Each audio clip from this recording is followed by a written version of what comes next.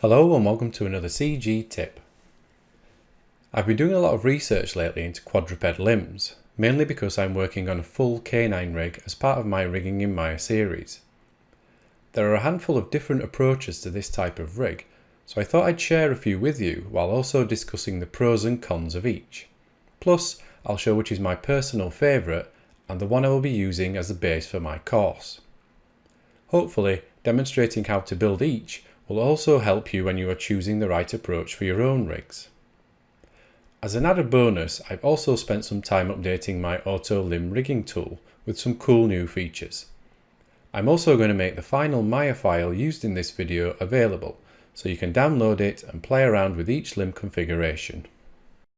Okay, so here we have the Maya scene which I'll be working through, and the eagle-eyed among you will notice I already have a series of layers and groups set up. This is just to speed things up for the video and keep each rig separate.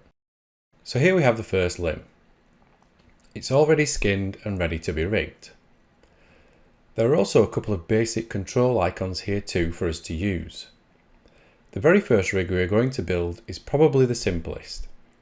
To start, we need an IK handle, so go to Skeleton, create IK handle and open the options. We just need to change this to rotate plane solver, which will also give us the option of using a pole vector later so we can control the knee's position. Select the hip joint, or in this case the femur, and then the ankle, or as this joint is called, the metacarpus. This will create the IK handle. Let's rename that to ankle_IK handle. And all we need to do is parent it to the main paw control, so it will move along with it. We don't want the animator moving the IK handle directly. As you can see, we can now move the paw control and the leg bends as we would expect. It actually works quite well for such a basic setup. We just need to stabilise the paw. To do this, we just use another IK handle, but this time a single chain solver will do because we don't need that additional rotation control. We just create that from the ankle to the end of the toe. And let's rename this one to toe IK handle. Just like the ankle IK handle, this must be parented to the paw control too.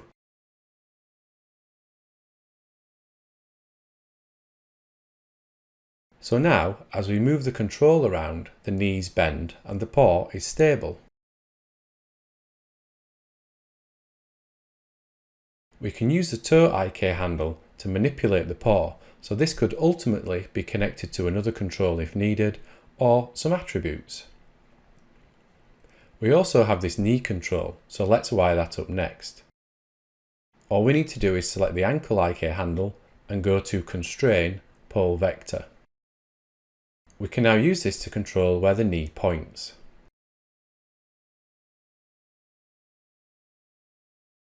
So that's a nice and easy quadruped rig. We get some nice deformation and the animator could use this to create a walk or run cycle. Okay, let's bring up option 2. This rig is very similar to the first, except we are going to use a different IK handle. Let's open the IK handle options again. To begin with, let's add in the toe IK, just the same as we did before, using a single chain solver. And rename that. And parent it to the paw control. Okay, that's in. So let's add the second IK handle. As you can see here, we only have 2 options, and by default this is all you will get.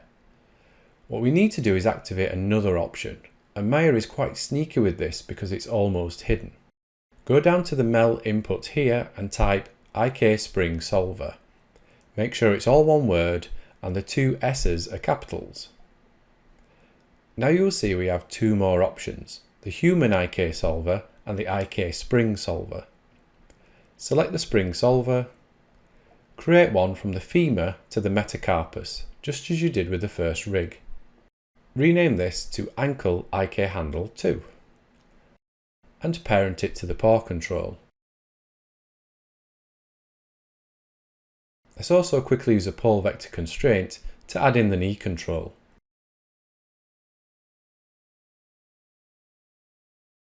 There we go. If we select both knee controls now and move them, you will see that the movement looks almost identical. In fact, I think it is. Let's move both of the paw controls now to see how these differ.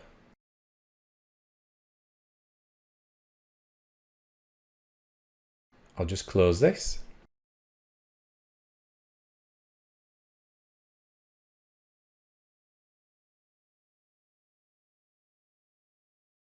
So as you can see, we now have a difference in how these limbs are bending. The distance here on the rotate plane limb is different to the spring IK limb. That's because the spring IK solver tries to keep the bending angles more evenly spaced, so this results in a nicer deforming limb.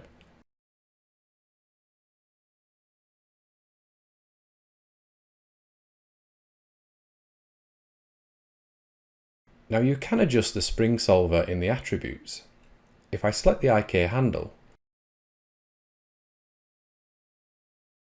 and go down to IK solver attributes and then IK spring solver attributes,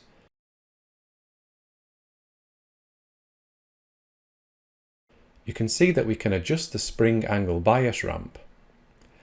Now there is a way of adding this functionality into your rig, but to be honest, I think it's more work than it's actually worth doing with regards to the functionality you will ultimately get. With that said though, the spring IK solver rig is definitely far superior to the rotate plane solver rig. Okay, let's reset these. So that's the first two, and they are quite easy to set up. So on to number 3.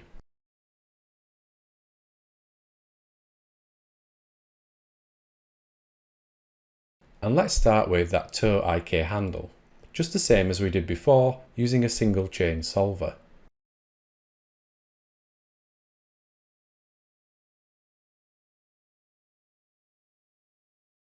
We are going back to the rotate plane solver this time, but create one from the femur to the metatarsus instead, so we aren't affecting the whole leg with this one. Let's rename these before we get too far ahead. So, toe IK handle,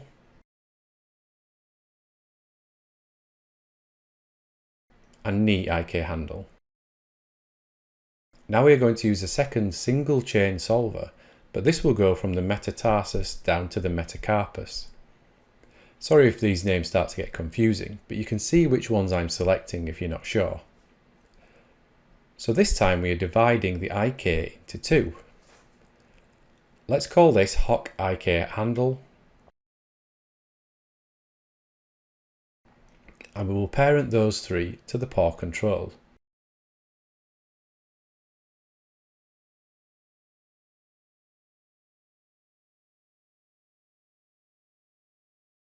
So we can move all of those around and the leg moves with them. The problem is the hock is now static. I'll just add in the pole vector constraint so we can add the knee movement into the rig.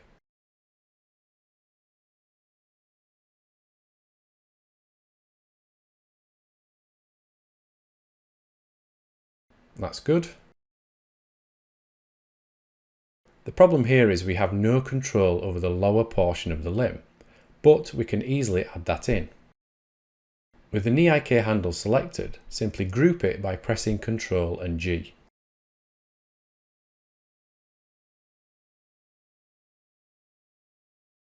Let's rename the group to knee IK handle offset. I now need to move the pivot point, so to do that we just press insert. See, the pivot is all the way back here. If I hold V, I can try and snap the pivot to the lower joint here. Looks like it's snapping to the vertices. I'll hide the polygons temporarily. There we go. Just bring those back. We can now use that group to control the lower leg, like this.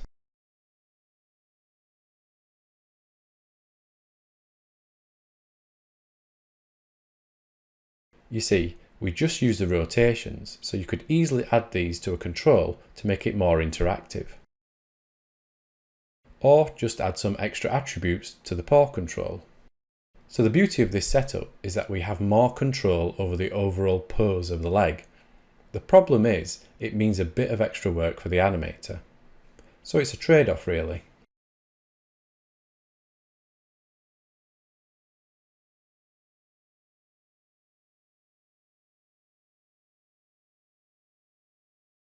You see, even with the spring-based rig, you'd have to go in and adjust the spring bias ramp, which isn't ideal. But you wouldn't be able to get this sort of pose with the first two rigs. So out of these three, the first two are good for general animation, but the third is better for achieving more poses. Okay, on to number 4. Here we go, and you will notice this has 2 knee controls instead of 1. Okay, let's quickly add the toe IK handling.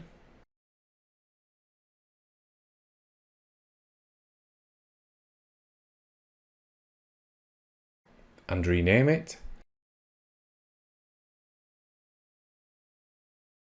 And also parent it to the paw control. We now need a rotate plane solver. And we're going to start the same way as we did previously, so going from the femur to the metatarsus. Call this one knee IK handle. Now create another going from the fibula down to the metacarpus. So you see, these two are overlapping.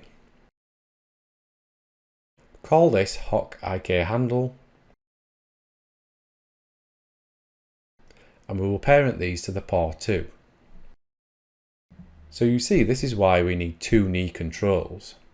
So let's use pole vector constraints on these. We will constrain this one to the front control and this to the back.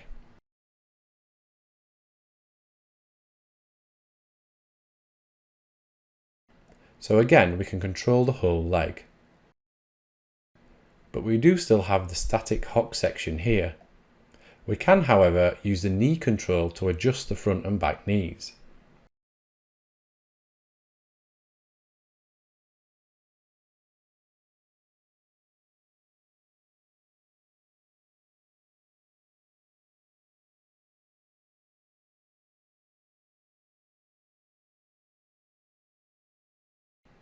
You could also add a control to the knee IK handle, so you can move that around to get a little more control out of the hock.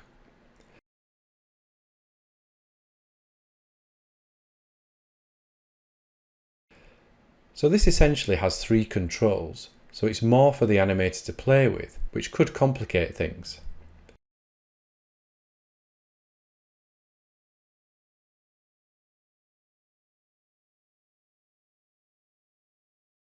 Plus, even with the extra ability to move the IK handle at the back of the leg, the poses you can achieve are still limited.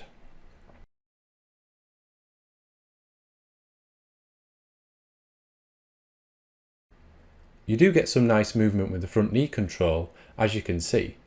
It travels all the way down the leg.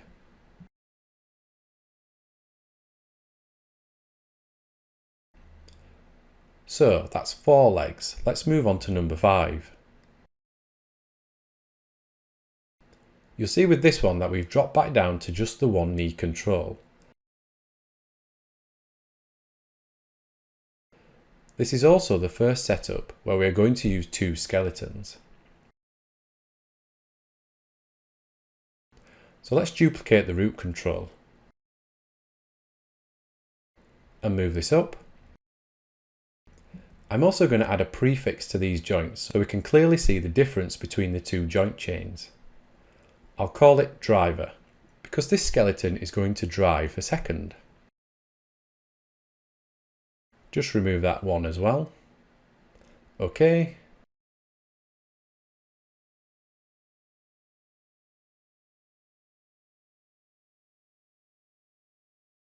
So we're going to use a spring solver this time, and this is going to cover the whole leg, just like the second dog leg rig. but it's important that this only affects the driver skeleton. We can add an IK handle in the outliner rather than the viewport. Select the femur first and then, holding Control, select the metacarpus. This gives us that nice global control, which means all three joints are moving.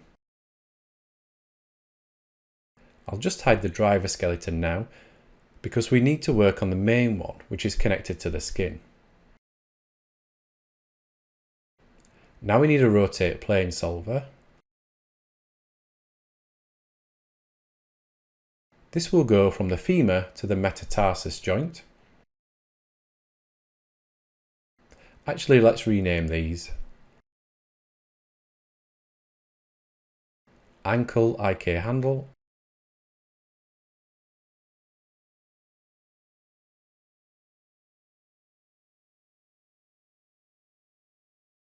And driver IK handle, and move those so they are parented to the paw control. We now need a single chain solver IK handle, and this will go from the metatarsus to the metacarpus. So we are essentially copying the third rig we built. Call this Hock IK handle, and parent that to the paw control too. So there we have the same setup as the earlier rig with the Hock remaining static. What we're going to do instead is make the IK handles follow the driver skeleton, so we should get a much better movement through all three joints. So parent the ankle IK handle to the, I'll just make the driver skeleton visible again so we can see. Okay, so parent the ankle IK handle to the driver metatarsus joint, and the Hock IK handle should be parented to the metacarpus joint. What we can also do is add in the same functionality we used earlier too. So let's add a group to the ankle IK handle and move the pivot down to the metacarpus joint.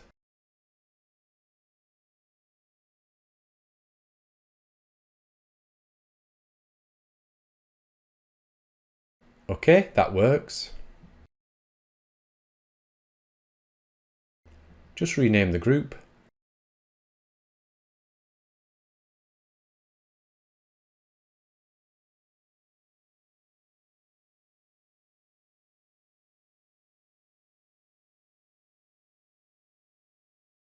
And I'll hide the driver skeleton too.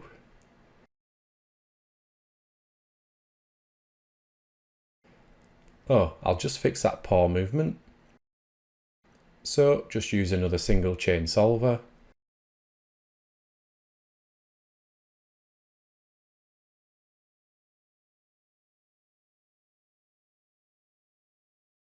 Parented to the paw. Okay, much better. So you can see now as we move the paw control, we are getting full movement throughout the leg. The Hock isn't static as it was with version 3. Plus, we still have the offset group, meaning we can pose the lower leg too when needed. With this rig, we essentially combined versions 2 and 3, so we get the best of both worlds. It works like this because the main IK handles are following the joint positions of the driver skeleton, which is being controlled with the spring IK.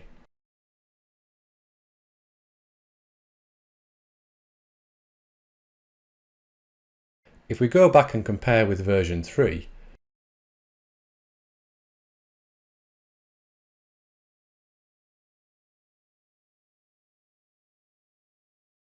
you can see that we have more natural movement and the Hock isn't static. But we also still have that extra level of control.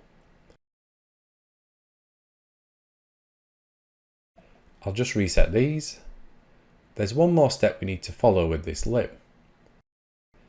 If we move it from the opposite end, you will see that the Hock is static again. So we've lost that natural movement. This is only happening because the root of the driver skeleton isn't following, so we need to adjust the hierarchy. All we need to do is move the driver femur so it's parented to the root joint. Now if we move the root joint, that movement has returned. We can hide the driver skeleton now too.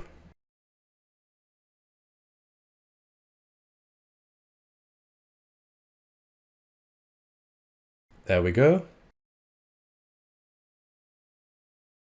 Okay, on to version 6, and this is the last one I wanted to share with you today. Again, you can see this has two knee controls. So just like the last leg rig, we need two skeletons again. Duplicate the root joint, and let's add another prefix for clarity. Let's call this one driver again. And remove that one. We're going to use a spring solver on the driver skeleton, just the same as before. So create it from the femur to the metacarpus joint. And rename it to driver IK handle. And also parent it to the paw control.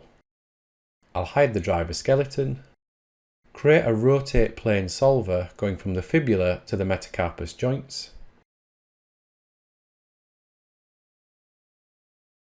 And call it Hock IK handle. Move it under the paw control too. Now parent the Hock IK handle to the driver IK handle. Although thinking about it, you can probably skip that. If they are both parented to the control anyway, it will just do the same thing. Now parent the femur to the driver femur. We need that to follow the driver joint. Okay, I keep forgetting to add the toe IK handle.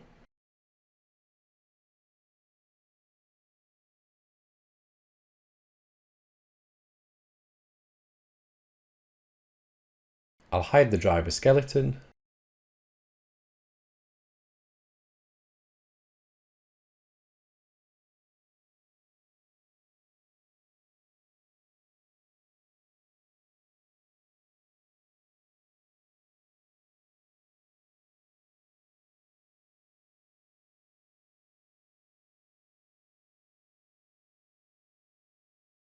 Okay, that's better.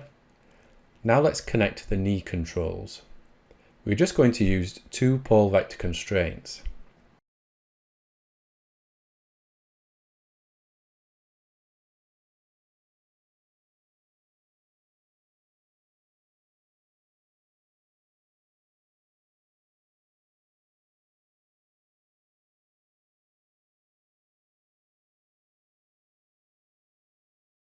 There we go. So this is similar to version 4 with the two knee controls, but we get the added flexibility of the extra joint chain.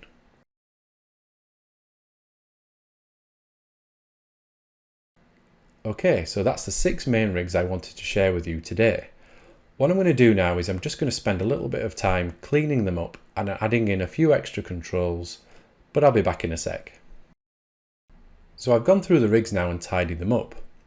I also added some extra controls here for those groups we added. These are more interactive than just using attributes to drive things.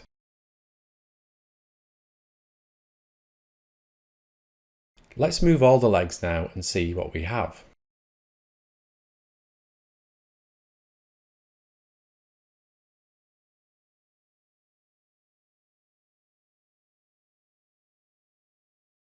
We can clearly see the differences between some of these rigs, especially the ones with the separate Hock controls.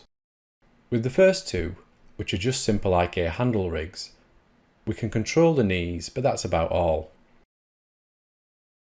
With rig number 3, we can control the knee, but we have full control over the Hock, so we can achieve more poses with this one.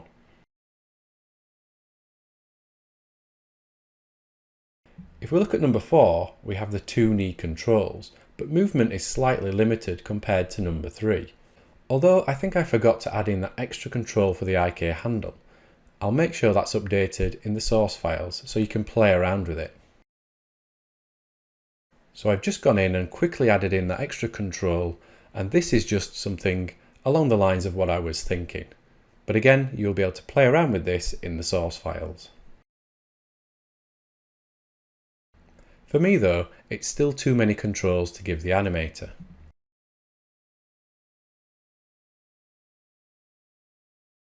With number 5 we have the same setup as number 3, but we have the added flexibility of the spring solver, giving the leg more movement.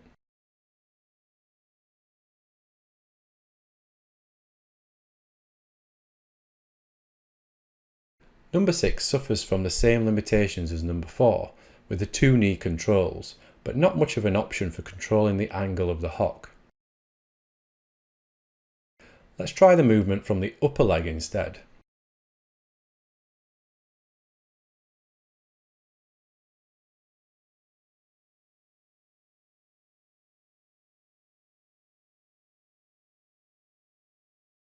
We have the obvious issues with the hock areas on these two, where those would need to be animated separately, but the others bend quite nicely.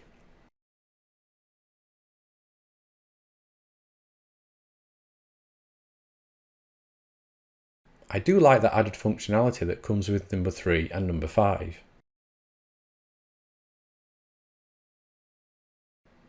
Yeah, I think after testing all these rigs, that number 5 is the one I would recommend using. It moves well initially, but you also get that extra level of control with the hock. So the animator could create a walk or run cycle, but then they can also pose the limb too. I feel like the others are just too limited. Now this isn't the end of the story, because we have another area to think about, and that's the front leg. Yes, you may think that the front and back legs should be the same, but they're not. If we look at this model and skeleton, you can see that the anatomy is clearly different. The skeleton has more of a forwards curve to it, plus the lower carpus joint here needs to bend backwards. So if I added a spring solver IK handle, as we did with the other limbs,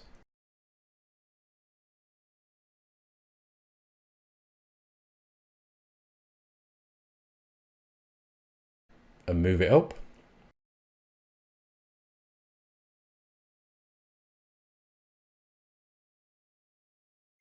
the leg bends the wrong way. So this would look wrong because this section needs to go this way.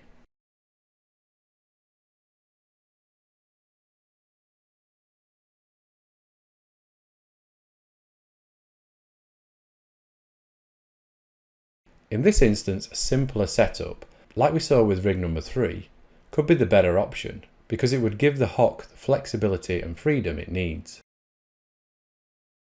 Okay, so I think that's all the quadruped limb rigs covered. Well, the main ones anyway. I spent a lot of time playing with different configurations, but these were the most popular and more stable options.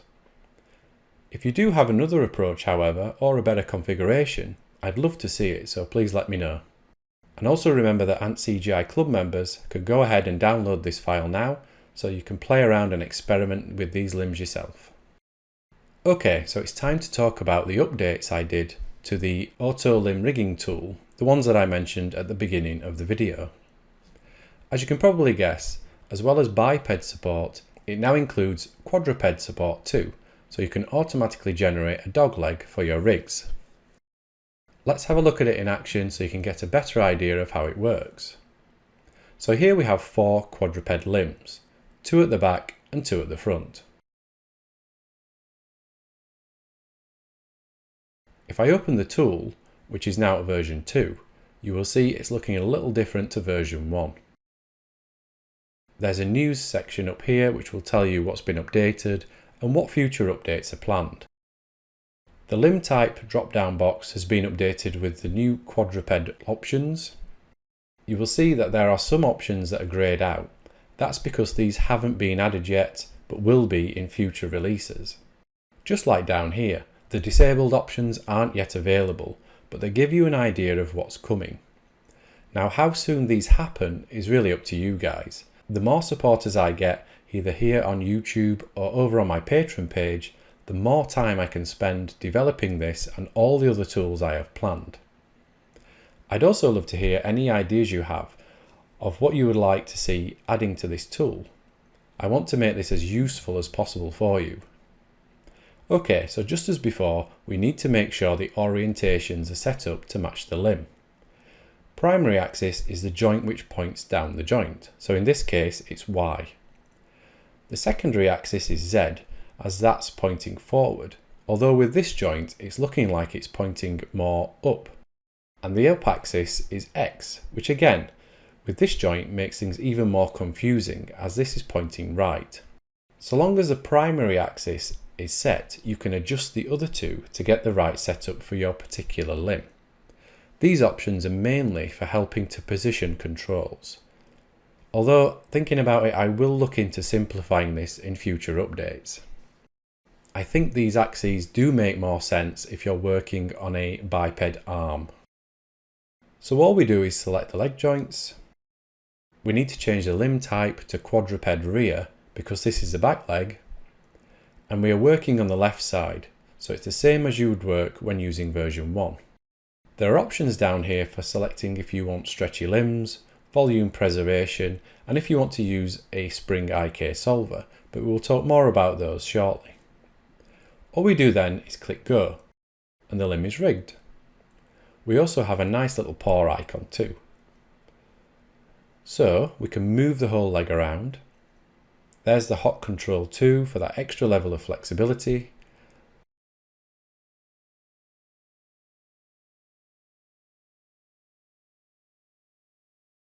You will notice that these extra icons have appeared too, and this is another upgrade from version 1.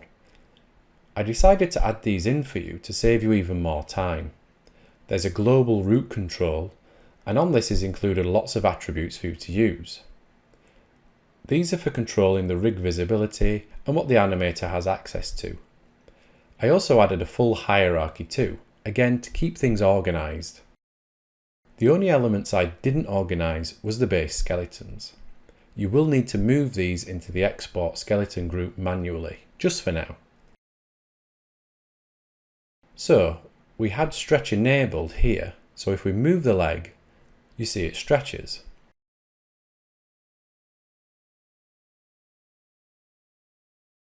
The spring solver option is only used on the quadruped limbs, and you will see why I added this in and didn't just force you to always use this solver.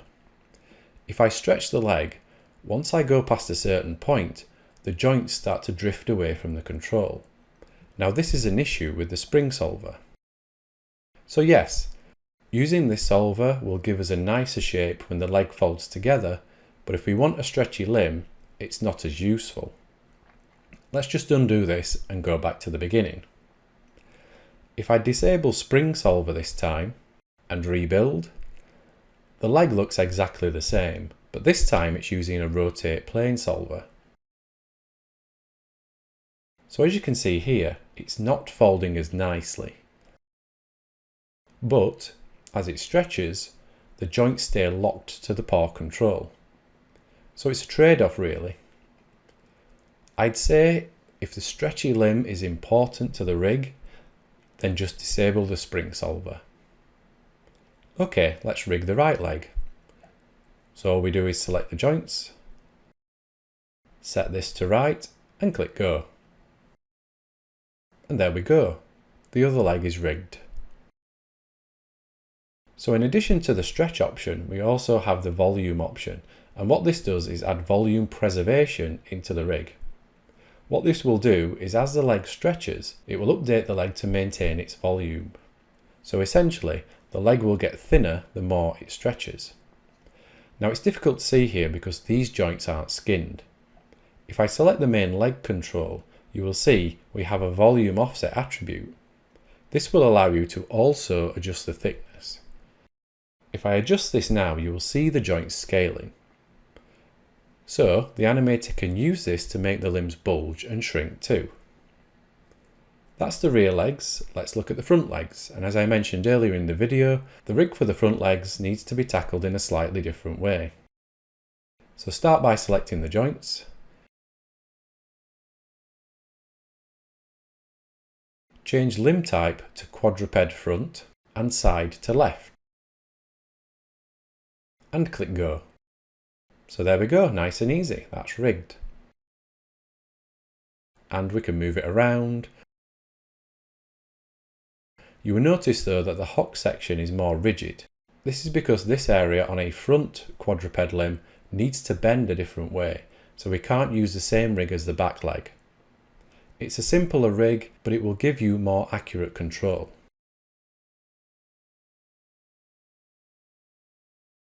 Let's rig the right leg now.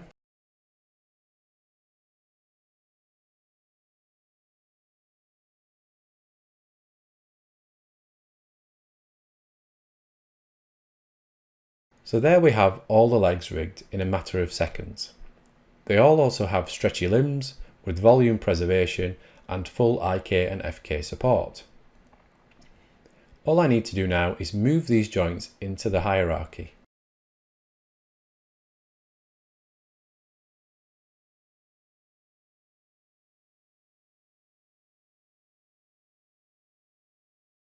There we go.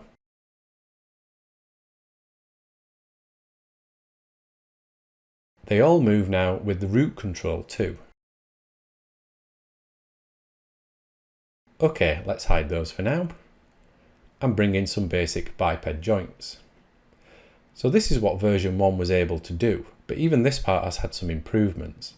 Let's quickly rig the arm.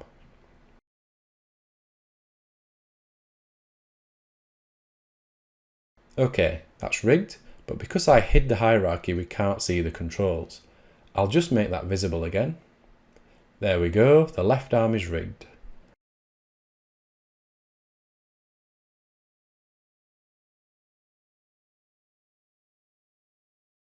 And the right arm.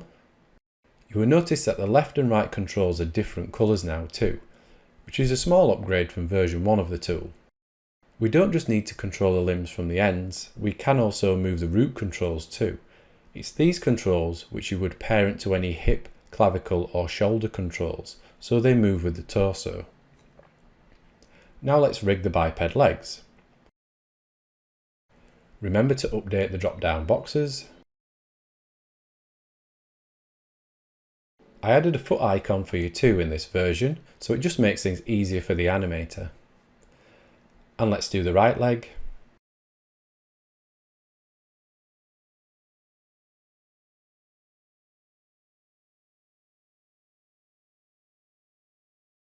So that's the legs done.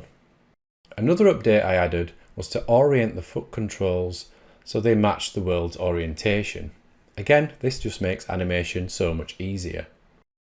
I'll just move these joints into the export skeleton group. So there we go, with this tool I've managed to rig 8 limbs in a matter of minutes, and they could all be part of the same character too.